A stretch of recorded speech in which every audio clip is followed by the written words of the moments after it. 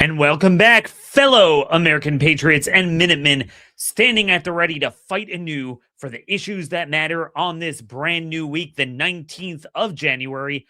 Federal workers might be off, but we are working today because we have no time to waste.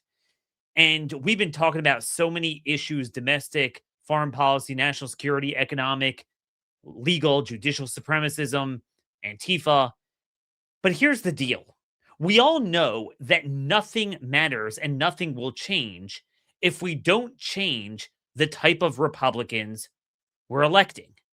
We've talked about this on Thursday, and I want to elaborate on this today because if Trump is going to continue for the fifth cycle in a row, nominating every single RINO under the sun, every single incumbent, and when there isn't an incumbent, the most liberal, industry connected, special interest connected candidate, then what is the purpose of everything he's doing and that we're doing?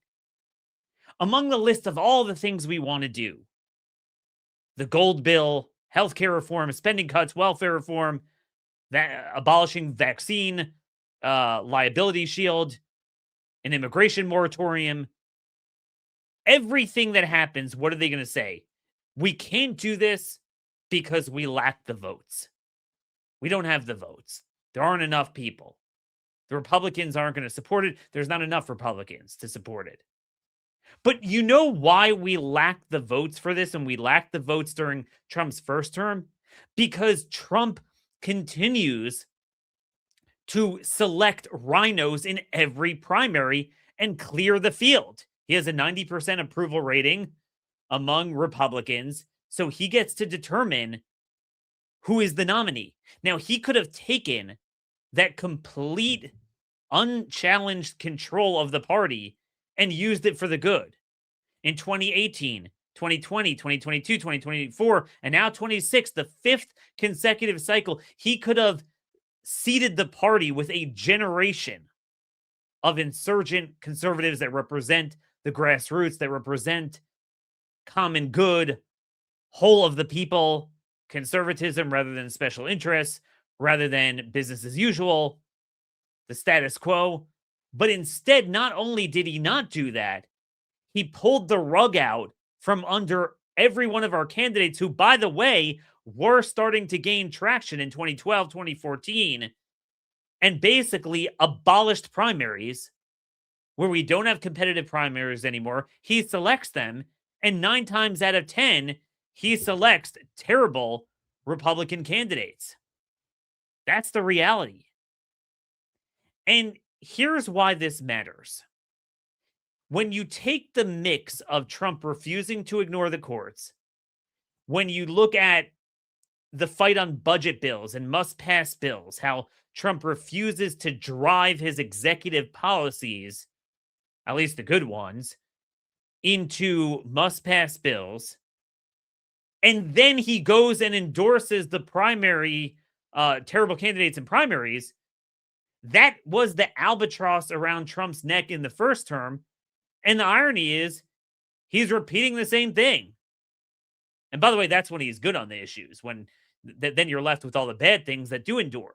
But among the good things, if they're just going to be executive orders and they get struck down by the courts, doesn't ignore the courts, doesn't push judicial reform in Congress, doesn't push his priorities in budget bills and must-pass bills, and in fact, beats up on the Freedom Caucus to support the appropriation bills that don't codify his priorities, or at least his stated priorities, then what's the point?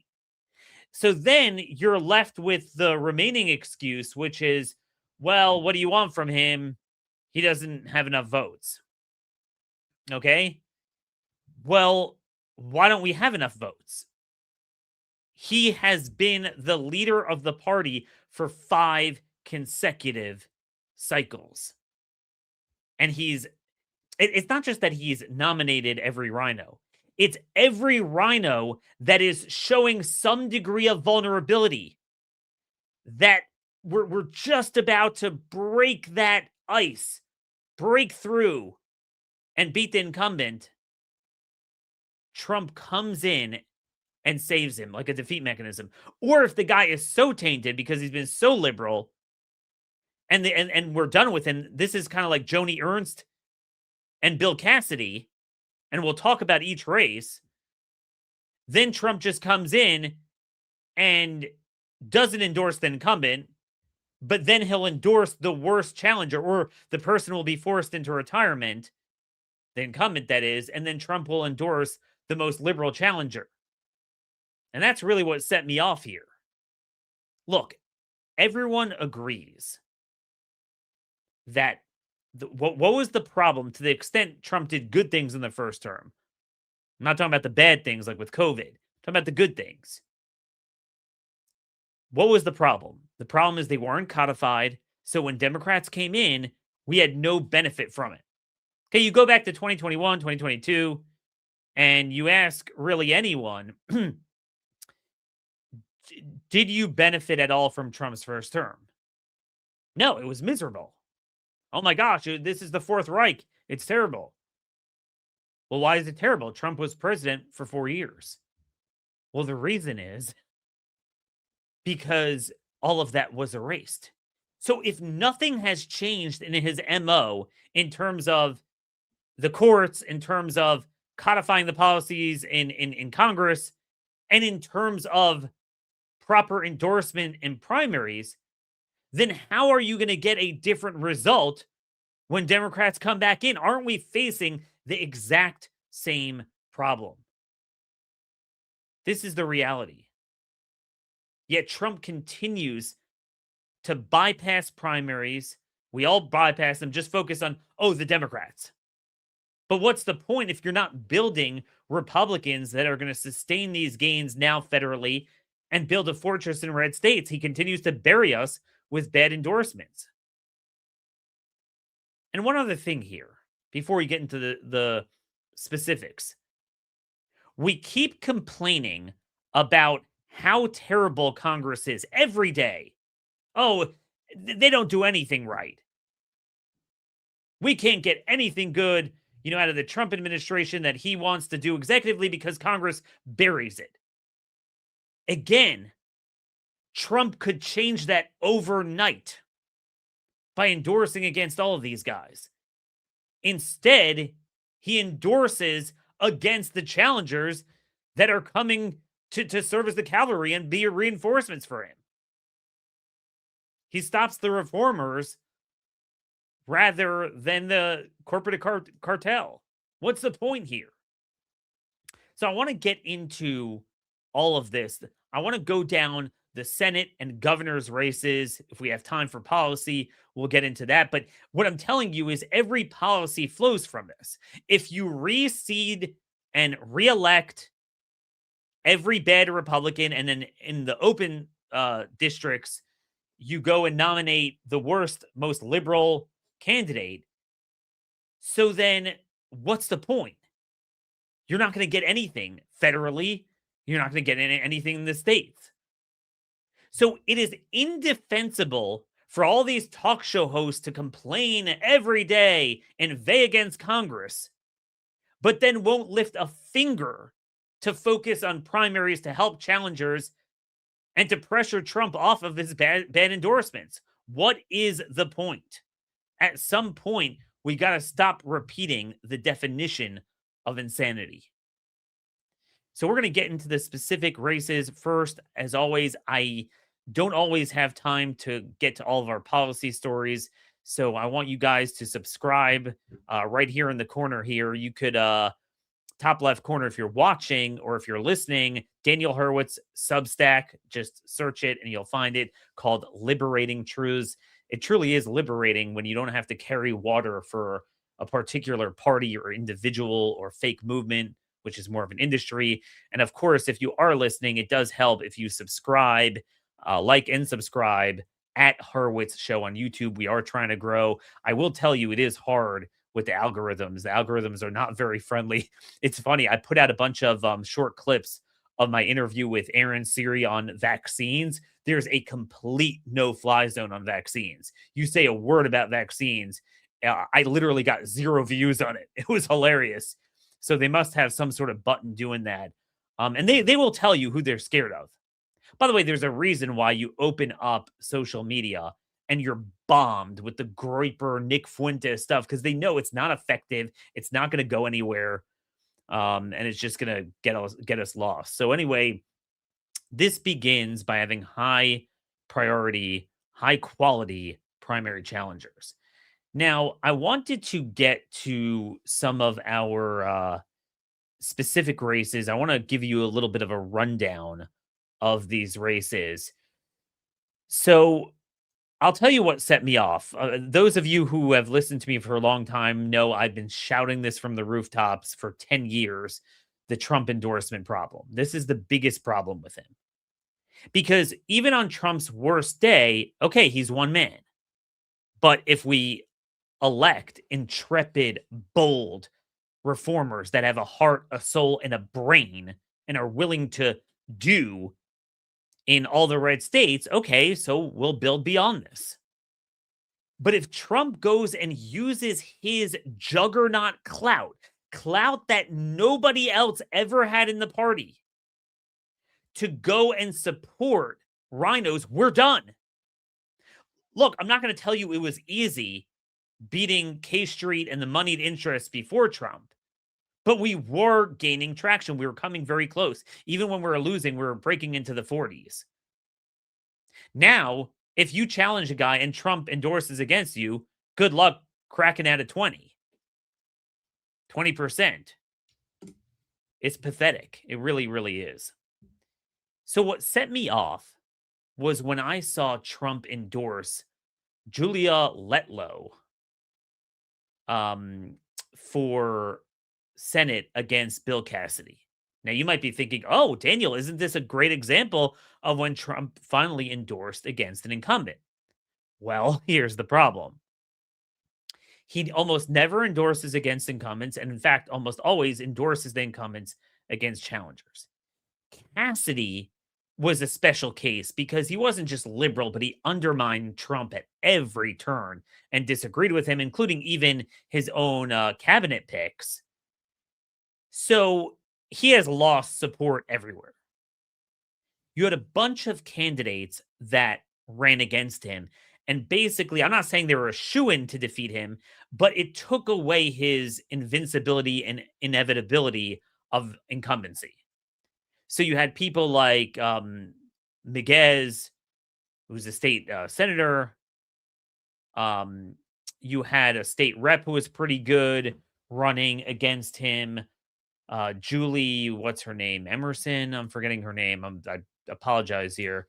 And then you had John Fleming, a former congressman, and he's now the treasurer of the state. So you had a bunch of pretty good quality candidates. You could say who's the best. Miguez seemed to have the best record in the legislature. That gave me confidence. He's part of the Freedom Caucus guys that he was going to fight against this entire system. And then out of nowhere, Letlow comes in, didn't do any of the work, and I hate this. Whenever you have an incumbent that basically was not that vulnerable, you have a patriot willing to run against him when it's a challenger, and then it becomes an open seat. Now, in this case, it's not yet an open seat, but it's kind of like that now because Cassidy has lost all support, and it wouldn't surprise me if he does retire in the end. So Letlow met with Trump secretly, said, I'll run if you give me support. He gives her the support, and she announces her run, and that's it. And I'm like, that takes some nerve. So the people who actually did the hard work of running against him without a Trump endorsement, when it's hard to raise money and run against an incumbent, so you left them out to dry, and now you pick the most liberal challenger. We could debate. Maybe she's an upgrade from Cassidy, but give me a break. This is a state that Trump won by 22 points, all but 4 or 5 parishes, and out of like 67, 70 or so parishes there. We should have someone, at least as good as a Ron Johnson from Louisiana. Okay? Instead, Letlow is exactly like Cassidy. She is typically voting with leadership, voting for the biggest spending bills. She even voted against punishing the FDA officials who violated the law to expand approval illegally for this dangerous abortion drug, mifepristone. And all these people tend to get 10 times more liberal when they move to the Senate. Letlow is classic. I mean, she's a fanatic supporter of the COVID shot, just like Cassidy is. So that takes some nerve. That really pissed me off because this was the one case where it looked like we were going to either force him into retirement or finally maybe defeat him. And it was a question of which one. But they have a runoff there. And now just comes in and endorses the most liberal one. That takes some nerve to do that. That really does. Because they did all the hard work. I'm sick of that. You know where else this happened? This happened in Iowa, where Jim Carlin, who is one of the conservatives in the state Senate, he ran against Chuck Grassley. Now, he had a promising career in the state Senate, but he left a safe seat for a David versus Goliath race. And Trump, of course, comes in, endorses Grassley. Now he complains that Grassley is not being aggressive enough in getting his judicial nominees or U.S. attorney nominees across. But let's not forget that it was Trump himself that went ahead and endorsed Grassley against his challenger. Okay. Now we had Joni Ernst, who is literally about to scuttle Pete Hegseth's nomination, and she's just a full spectrum fiscal social liberal. So you know what? Jim Carlin goes and challenges her. And then she retires and doesn't stand for re-election. So he forced her out of the race, or was at least part of that, did the hard work. Trump comes in and endorses, just like with Louisiana, the sitting Congresswoman, RINO, Ashley Hinson, who votes for all the bad stuff we don't like. And that's the end of the story. And a lot of people say, hey, Daniel, you're a purist. Not everyone's as conservative as you. But wait a minute. If we're all saying that in the abstract, we hate the abstract RINOs, the abstract general Congress, they don't do anything or they undermine our agenda, so then don't you have an obligation to get involved in primaries and actually nominate a different type of person? This is the thing. So somehow the fact that Trump endorses these people that we hated 10 years ago makes it better? No, it makes it worse, because then it cements their power 100 times more because of Trump's clout that he has with the Republican primary voter. I'm sorry, but this nonsense needs to stop. It's ridiculous. So with that, I want to go down the list of what we have here in terms of endorsements. Now, there are a number of red state RINOs that are up for Senate. Okay, a number of them. And you would have the ability, if Trump actually fulfilled this promise, he could overnight get a dozen more conservatives in the Senate. But instead, he's endorsing all the status quo. So I'm going to go through some of them. Shelley Moore Capito in West Virginia. She's pro-abortion. She's a fiscal and social liberal. And particularly being a social liberal from West Virginia is indefensible. Endorses her again. Again, she is the embodiment of everything you hate about the GOP. Endorses her. So there's no chance of running against her. Mike Rounds, by the way. So Trump has endorsed pretty much all but one or two. I think Todd Young is the only one he's never endorsed. Every single RINO in the Senate has been endorsed by Trump. Most of them already are on their second endorsement since Trump came on the scene. So he has really been a force multiplier for the RINO Incumbency Protection Act. And yet Mike Rounds was one of the few that he declined to endorse in 2020. He did not endorse his reelect because he had so many problems with him. But now he endorses him. So that takes care of that. South Carolina, Lindsey Graham. This is his second time endorsing him. Mark Wade Mullen in Oklahoma, I mean, maybe some of you don't have such a problem with him. He's kind of a nothing burger. Pete Ricketts in Nebraska, typical, just special interest, no redeeming qualities. Everyone's like globalist, RINO, neocon.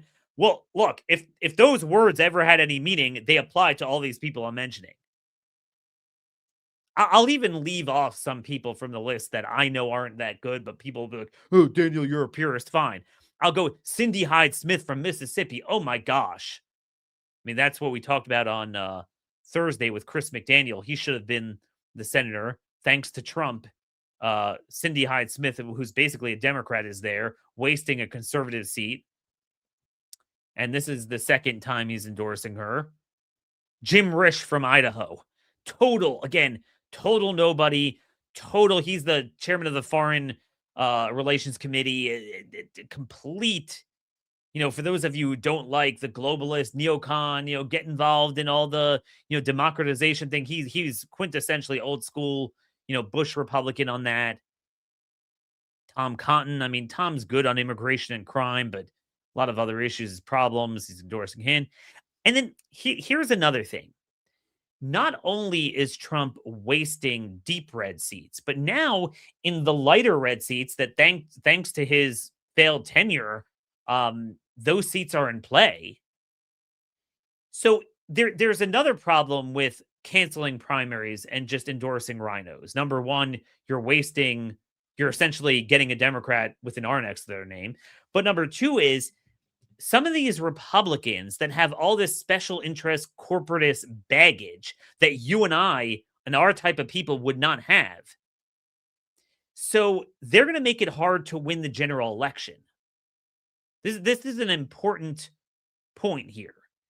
So in Alaska, he already endorsed Dan Sullivan.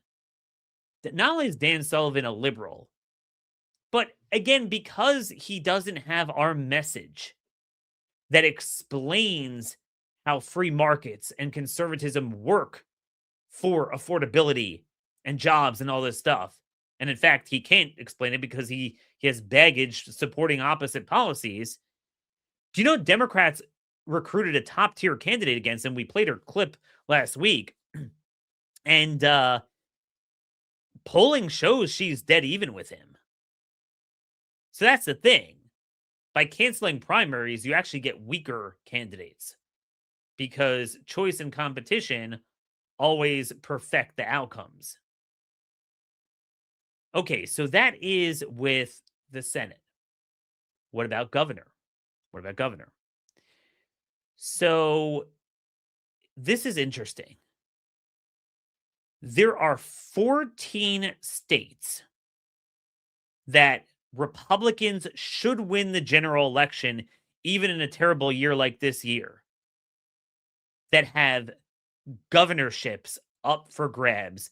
Most of them are incumbent Republicans, some are open seats, and one or two have Democrats for whatever reason, but they should be thrown out or are termed out. So we have the ability to get 14 DeSantises for free this cycle. And yet, if nothing changes, thanks to bad endorsements from Trump, we're going to get none of them, and we're probably going to go backwards in Florida as well. And that, my friends, is a big problem. So those states, we'll go through them, are, let's just give an overview first. Alabama, Alaska, Florida, Iowa, Idaho, Kansas, Nebraska, Ohio, Oklahoma, South Carolina, South Dakota, Tennessee, Texas, and Wyoming. So most of them are very red. Now, Alaska is on the chopping block, like I said, thanks to, just terrible stewardship by the Republicans. So there's 14 deep red states up. And then there's 6 other states that have governorships up that Trump carried. Now, honestly, I think all 6 are gone. I would divide it into 2 and 4. There's Georgia and Arizona that are generally redder than the other two, but I honestly think we're going to struggle. And then the other four, Nevada, Pennsylvania, Michigan, Wisconsin. I mean, those are not even a thing. Democrats will carry that. I would be shocked if Democrats don't care, especially Pennsylvania, Michigan, and Wisconsin. I mean, Pennsylvania they have locked up. Um, Wisconsin too. I mean, they have it locked up. So that's not even a thing. Because when you're talking about Democrats challenging Alaska, Ohio, and Iowa, and heck, if Byron Donalds wins in Florida, maybe that too. So, Georgia and Arizona are gone, and certainly those Rust Belt states. But the point is, there still are a number of states. Now, I know people are going to have different views when we start bringing up different races and names, but could you name me a single person that you're fairly certain that is going to be on the level of DeSantis, whether in any of the states I mentioned, whether they're incumbent Republicans running for reelection, whether they're open seats? It's like some people like Sarah Huckabee Sanders in Arkansas. I will tell you, almost anything good in the legislature she opposes. And in fact, she is raising money, or her associates are going after some conservatives there for having opposed things she's done. And yet, grading on a curve, she's probably above average. That's how bad Republican governors are. So we have nothing doing there. Name me anyone inspiring that has a good chance of winning. So now Trump has not weighed in on all those races yet, but my concern is if you look at his pattern, he's basically going to weigh in very soon. So he's already endorsed Sarah Huckabee Sanders. Okay, that's a given. Now, I guess you could say Burt Jones might be the best in Georgia. He's lieutenant governor. He's not what you and I would want, but he's the best one in the race. Trump did endorse him. I have a hard time seeing how Republicans are going to carry that. But Brad Little, he's endorsing Brad Chicken Little for a third term in Idaho when we have a bench of people who could have run. That's a clear example of where we would have otherwise probably carried that state, but now we won't thanks to his endorsement. Jim Pillen, who is like all the Nebraska Republicans, he's the incumbent, just a complete nobody. Joe Lombardo is the incumbent running for reelection in Nevada. I don't care about that. Bruce Blakeman in New York. I don't care about that. That's not going anywhere. Democrats are winning that. Vivek Ramaswamy in Ohio. So that's another example of what we saw in Ohio, in Alaska, where it's not just that he's not necessarily the best conservative to run. It's that Vivek has done nothing, okay, other than scamming people with a drug and then advising DeWine to lock down. His only claim to fame is basically running a Twitter fake seminar candidacy for president and then appearing on Tucker's show. Notice how all those type of people, notice how they turn out.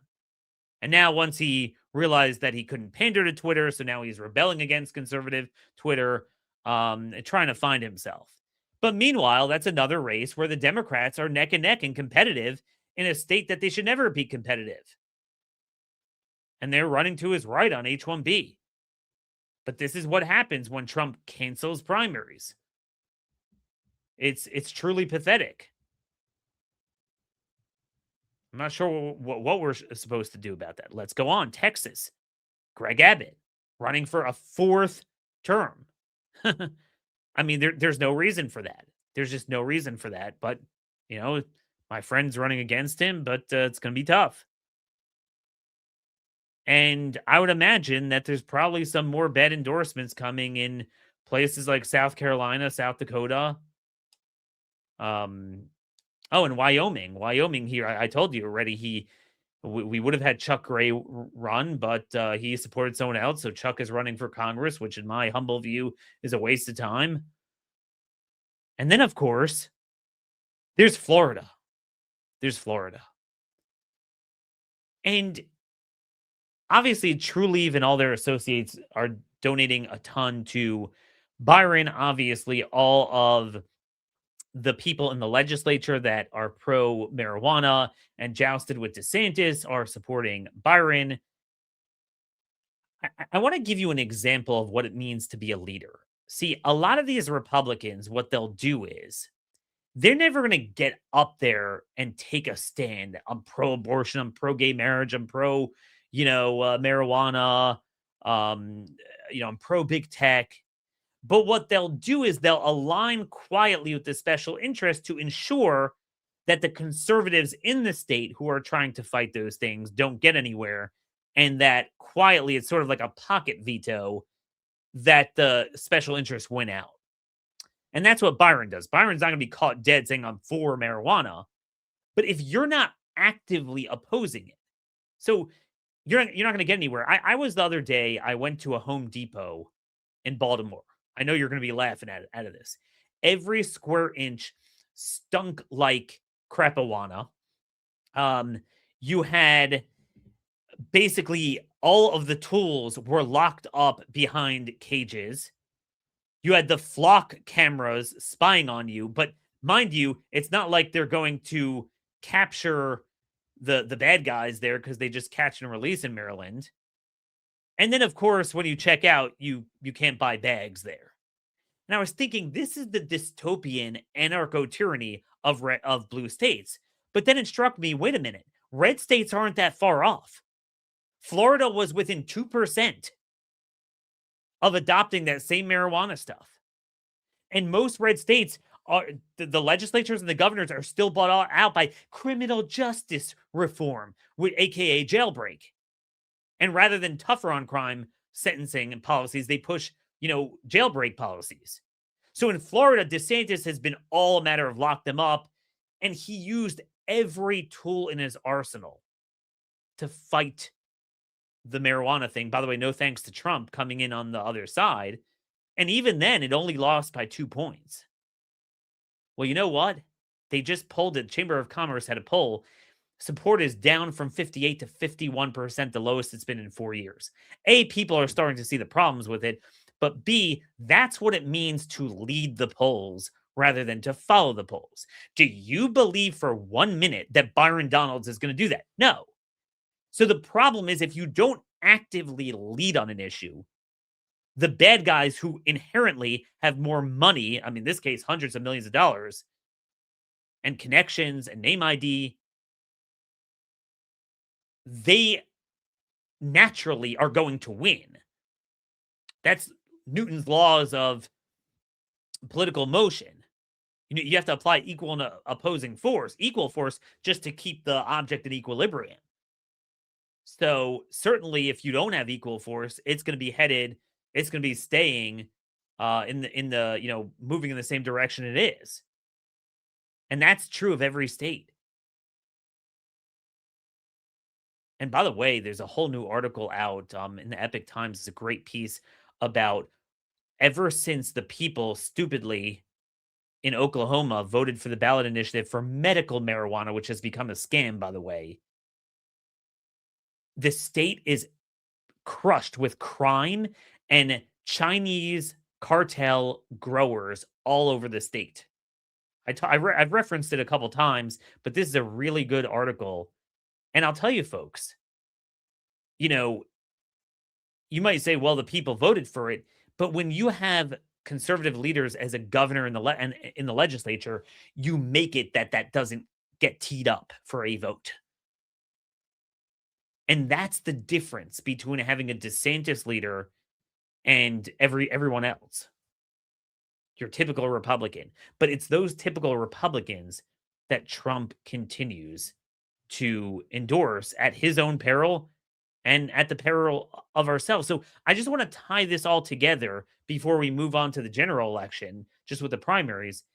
Okay, so you push data centers, you push the abortion pill, you push the tariffs, you have the anarcho tyranny continuing, you get all the liabilities, so immigration enforcement becomes unpopular, but then you don't actually really solve it, and then you grow the premise of the power of the courts by setting the precedent that there's nothing a court can't do that's out of bounds, and you don't push back. Okay, and Democrats now come back in, but at least we're left with all these great governors. Well, folks, I got news for you. But if nothing changes, we're going to face the next Democrat president without DeSantis and without any replacement for him, much less expanding upon him. That, my friends, is a very big problem because that means that we can't even take refuge from this anarcho tyranny that's going to come even in red states. And that and folks, that's really why I can't forgive Trump. You don't want to make a good endorsement, fine. Then stay the hell out of our primaries. That's what we ask. It's enough. You've done it for 5 consecutive cycles, whereas you had the clout and the authority and the power and the influence to raise an entire new generation of intrepid conservative leaders up and down the ballot of all the red states. Instead, you refilled the swamp, and in fact, actually made it even more subversive because it's now harder to beat these guys because they have the Trump stamp of approval and the voters just don't get it. So we're really, really screwed on this front. Okay, so let's get to the general election ramification of this. So Cook Political Report has moved 18 races all in one direction in favor of the Democrats, including 4 key races from lean R to toss up. That means races that should be into at least light red territory are now falling. And this makes the primary subterfuge and betrayal all the more problematic because, again, I mean, Democrats are likely to win very big. So you're going to have some sort of fortress built up. And what are those fortresses? Let me explain to you what Democrats do when they win a trifecta. Okay, Democrats just won a trifecta in Virginia. They flipped the legislature with a strong majority, as well as the governorship. And they voted along party lines to basically create a bunch of amendment changes to the ballot to advance a constitutional amendment that would allow them to draw a new map. They're going to crush Republicans. They're now going to draw a new map, eliminate at least 2 Republican House seats, and they go big or go home. They pushed for a repeal of the gay marriage ban, which was officially still on paper, abortion codification, felons voting, you name it, and they're just getting started. So we need our version of that, which we kind of saw in Florida, but now we might lose. We need that in every other state when Democrats come back in, because they will come back in. And you're seeing all that political capital rather than working on the legislatures to pass internal legislation to make the state red at a state level. We focused all on the stupid, ill-fated federal game. Oh, let's just redistrict our way into the majority, which I said, even if you would succeed, it would never be enough seats. And now Democrats are just retaliating, and you might not even come out even with it. But there's a broad problem that Republicans are now facing. Pretty much the liability, the complete liability of being in power without getting any of the benefits. So, like, ironically, you and I are getting blamed for things we don't even believe in. That, yeah, I mean, Democrats would run lying ads against, our candidates too. But you know what? Here's the deal. Political attacks somehow wind up sticking a little bit better when they happen to also be true. And these things wouldn't be true about our candidates. I want to play for you another example of how Democrats plan to run in light red areas and win them. This guy, Brook Park City Councilman Brian Poindexter, he's a Democrat who is also a union iron worker, who announced last week that he would oppose Republican Max Miller, who's one of these liberal Republicans in Ohio's 7th district. It's west of Akron, Ohio. Again, it's not like amazingly red. Trump won it by 11, not like 20. But you know what? this is the type of seat that they know how to win. And again, they're not going to run on transgenderism. They're not stupid. They get it. Take a listen to Poindexter's ad that he just dropped for his congressional bid. Things are going, I don't think working people like you and me are going to hold on much longer.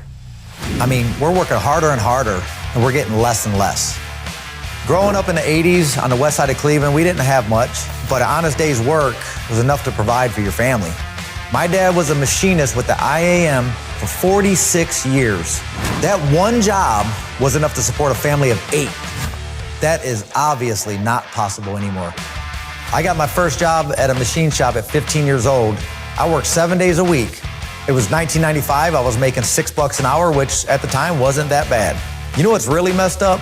Is minimum wage is barely more than I made over 30 years ago. We're hurting, man. We're hurting just to boost the profit margins of those who have too much.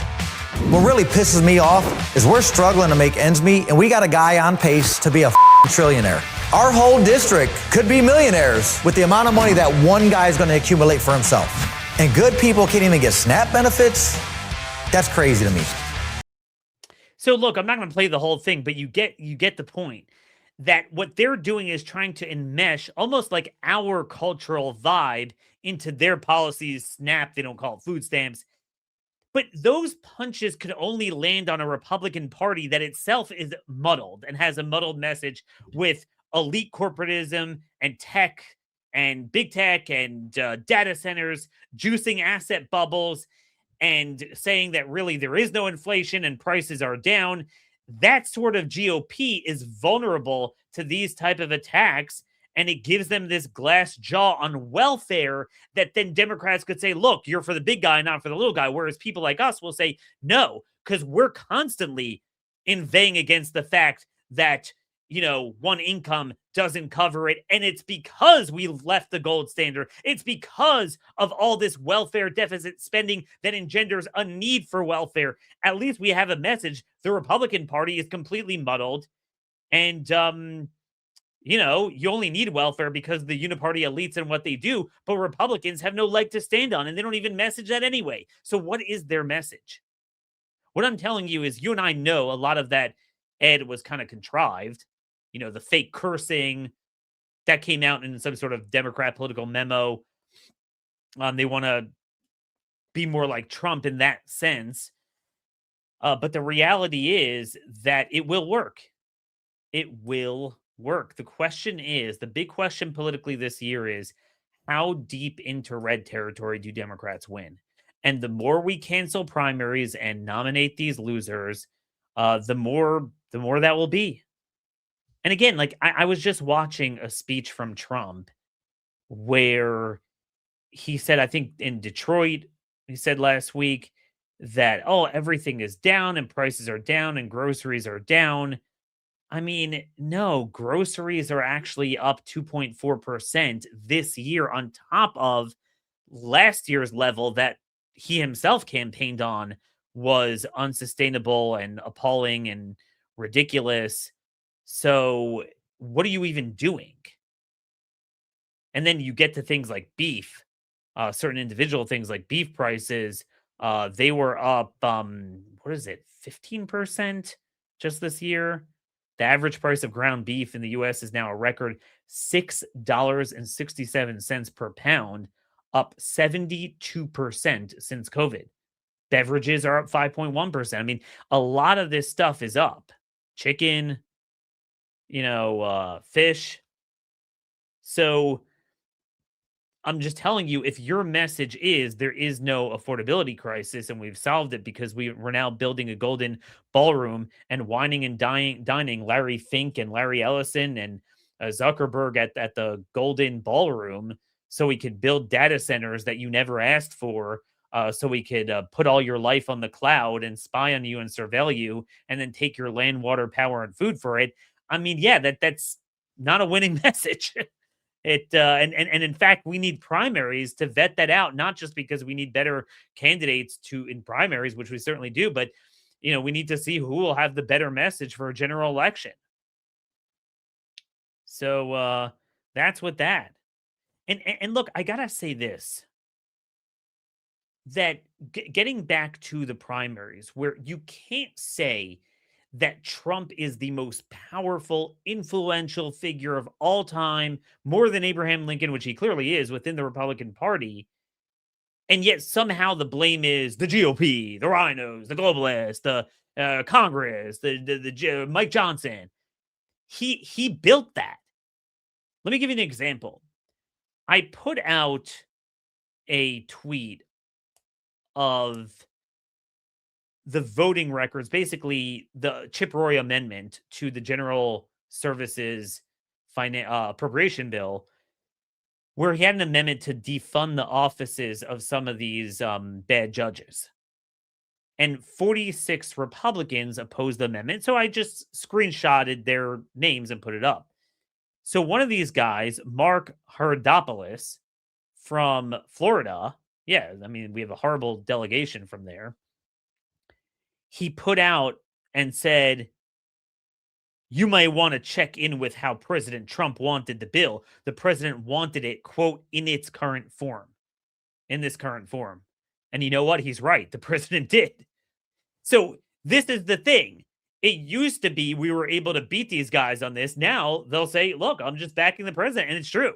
The president will complain about the judges, complain about the courts, complain about this, have all of his executive orders mowed down. And then when conservatives try to codify it, the administration officials come in there and his ledge team and his ledge shop, they come in and start bullying the conservatives rather than the guys opposing it. So like, what do you want from me? This is all a fake game.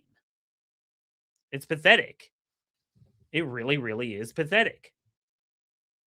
So again, it's both in the primaries, but also giving them cover to vote for these bad budget bills. And again, the court problem is going to continue to go on and on and on. This is just from over the weekend, or it was actually Thursday.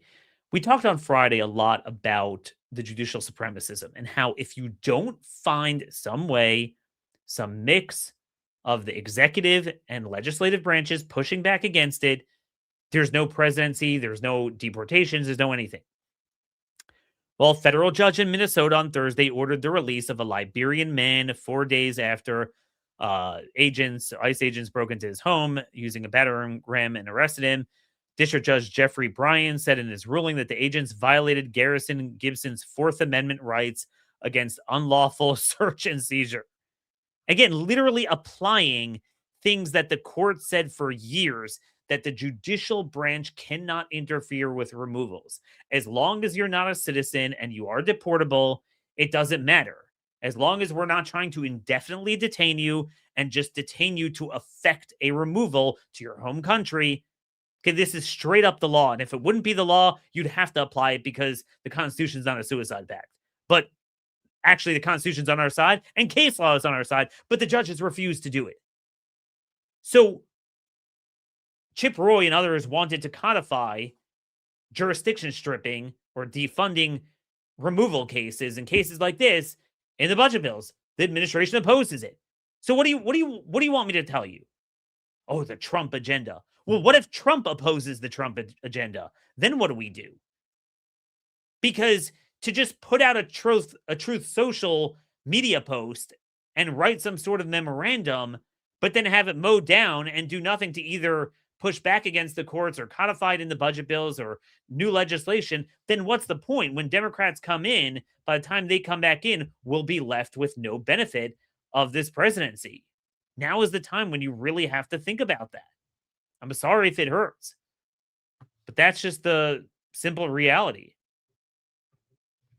So finally, for our final segment here of the show, I want to go through some state legislation. I've been a little bit behind on this.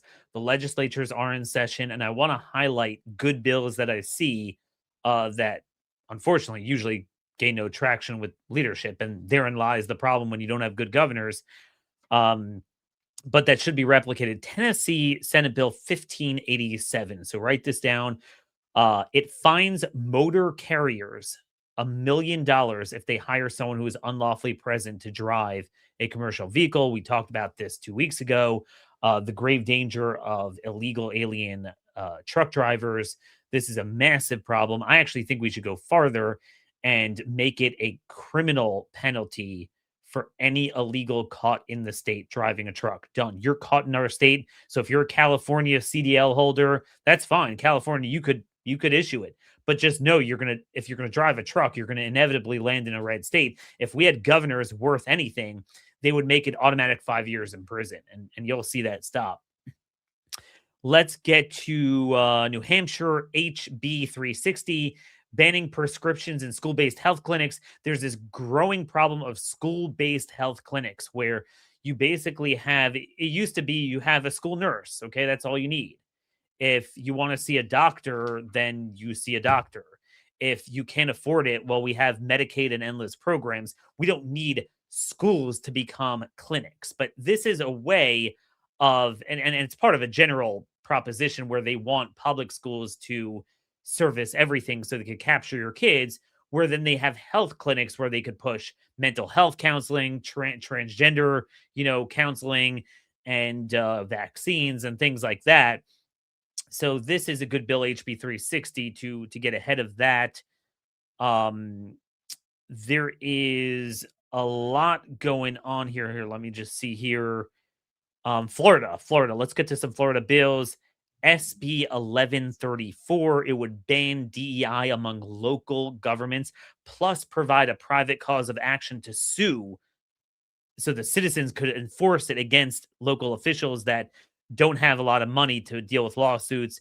See, all too often the red states, yeah, they'll go and oppose DEI at a state level. I mean, the ones that actually enforce it, which aren't many, but then all the big cities have it. No, lean in. Florida Attorney General, there's no bill, but he's bill number, but he's proposing reforming the insanity defense, which is so important and narrows the scope from broad insanity plea to having to prove that they lack the intent for that specific crime. Because if all these people, oh, he's mentally ill, but you look, he clearly meant to commit that crime. The fact that he's generally mentally ill, yeah, well, most of them are, but that's a problem.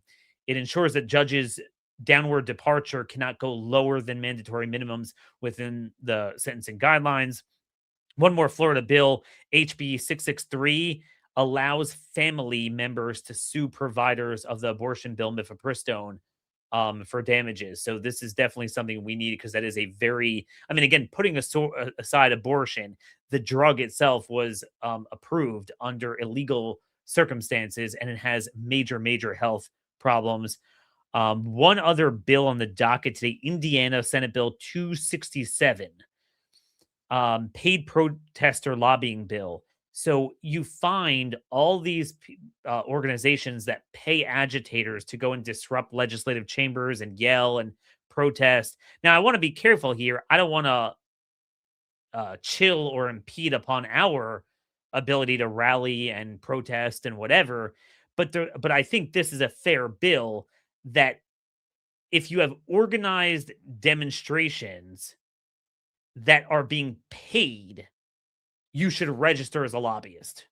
The reality is, if you're paid to go there and yelp about trannies or whatever, or illegals, then you should have to register in as a lobbyist. And I think that is an important bill, especially in red states, to push. So anyway, I'm gonna start going through that. And look, if you have any bills that you want to me to highlight, if you have any races, any primaries, I can't keep on top of every bill, every legislature, every primary. I'm doing my best.